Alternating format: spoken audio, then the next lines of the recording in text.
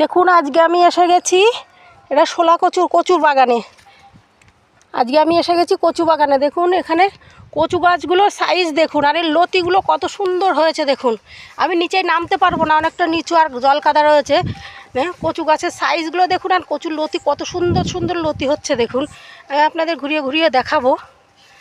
দেখুন আমি অনেক দূরের থেকে এসেছি এই কচু বাগানটা দেখে। দেখুন এর নিচে দিয়ে কত সুন্দর দেখা যাচ্ছে।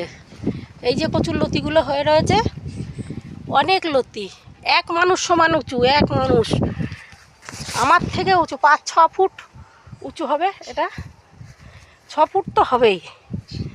সাইজ দেখুন।